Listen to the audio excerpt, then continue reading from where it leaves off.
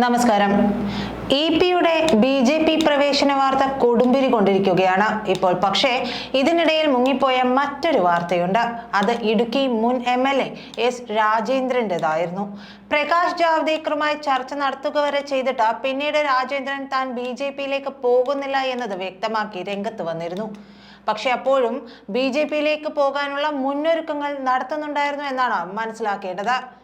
BJP. പ്രവേശം വൈകിയതിന് പിന്നാലെ കാരണവും ഒരുപക്ഷെ ഇത് തന്നെയായിരിക്കാം, തന്റെ ജീവനുള്ള ഭീഷണി. ഇപ്പോൾ പുറത്തു വന്നിരിക്കുന്നതും അത്തരത്തിലൊരു വാർത്ത തന്നെ.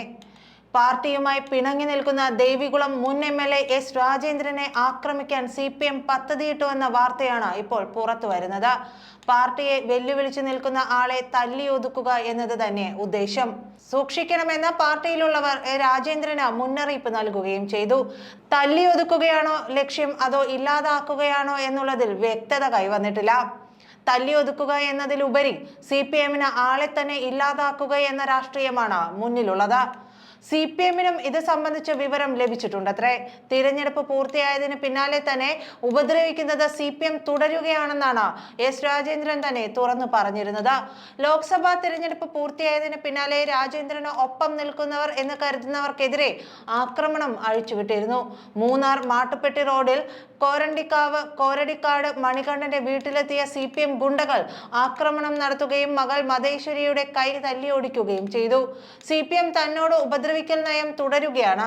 ഇതിൽ നിന്നും രക്ഷ നേടാൻ BJP പ്രവേശത്തെക്കുറിച്ച് ആലോചിക്കണമെന്നാണ് നേരത്തെ പറഞ്ഞിരുന്നതെന്നും അങ്ങനെ ഒരു സാഹചര്യമാണ് ഇപ്പോൾ ഉണ്ടായിക്കൊണ്ടിരിക്കുന്നതെന്നും എസ്. രാജേന്ദ്രൻ പറയുന്നു. CPM-ൽ നിന്ന് തനിക്കുണ്ടായ പ്രശ്നങ്ങളൊന്നും പരിഹരിച്ചിട്ടില്ല.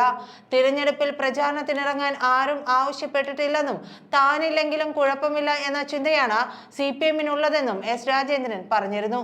തന്നെ ഉപദ്രവിക്കരുതെന്ന് പലതവണ ആവശ്യപ്പെട്ടിട്ടും ചില നേതാക്കൾ അതൊന്നും വകവയ്ക്കുന്നില്ല. താൻ വിശ്വസിക്കുന്ന പ്രസ്ഥാനത്തെ നേതൃത്വം നൽകുന്ന സർക്കാർ തന്നെയും തന്റെ ഭാര്യയുടെയും പേരിൽ കേസുണ്ടാക്കി. സ്വന്തം മക്കളെയും ഭാര്യയെയും പോലും സംരക്ഷിക്കാൻ കഴിയാത്ത ജീവിതം എന്ത് ജീവിതമാണ്? തനിക്കൊപ്പമുള്ളവരുടെ സംരക്ഷണമാണ് പ്രധാനം എന്നാണ് രാജേന്ദ്രൻ പറയുന്നത്. BJP നേതൃസംഘം ഞായറാഴ്ച മൂന്നാറിലെത്തി CPM ആക്രമണത്തിനിരയായവരെ സന്ദർശിക്കും. കഴിഞ്ഞ നിയമസഭാ തിരഞ്ഞെടുപ്പിൽ LDF സ്ഥാനാർത്ഥിയായിരുന്ന A. രാജയെ തോൽപ്പിക്കാൻ ശ്രമിച്ചുവെന്നാരോപിച്ചായിരുന്നു രാജേന്ദ്രനെ പാർട്ടിയിൽ നിന്നും സസ്പെൻഡ് ചെയ്തത്. 2023 ജനുവരിയിൽ സസ്പെൻഷൻ കാലാവധി കഴിഞ്ഞെങ്കിലും അംഗത്വം പുതുക്കാൻ രാജേന്ദ്രൻ തയ്യാറായില്ല. ഇതിനിടെ MM മണി ഉൾപ്പെടെയുള്ളവർ എസ്. രാജേന്ദ്രനെതിരെ രൂക്ഷ വിമർശനവുമായി രംഗത്ത് വന്നു. കഴിഞ്ഞ 3 തവണയും മണ്ഡലത്തിൽ നിന്ന് വിജയിച്ച എസ്. രാജേന്ദ്രൻ ഇത്തവണയും ദേവികുളത്ത് സ്ഥാനാർത്ഥിത്വം പ്രതീക്ഷിച്ചിരുന്നു. എന്നാൽ ഇത് ലഭിക്കാതെ വന്നതോടെ സ്ഥാനാർത്ഥിയായി വന്ന A. രാജയെ തോൽപ്പിക്കാൻ ശ്രമിച്ചെന്നായിരുന്നു എസ്. രാജേന്ദ്രനെതിരായ ആരോപണം. എന്നാൽ രാജയ്ക്കെതിരായി താൻ ഒരു ബൂത്തിൽ പോലും പ്രവർത്തിച്ചിട്ടില്ലെന്നും എസ്. രാജേന്ദ്രൻ നേരത്തെ തന്നെ വ്യക്തമാക്കിയിരുന്നു. ഞാൻ മത്സരിക്കുമ്പോൾ മറയൂർ പഞ്ചായത്തിൽ 1300 വോട്ട് പുറകിലാണ്. രാജ 800 വോട്ടിന് മാത്രമാണ് പിന്നിലായതെന്നുമായിരുന്നു എസ്. രാജേന്ദ്രന്റെ വാദം. നന്ദി.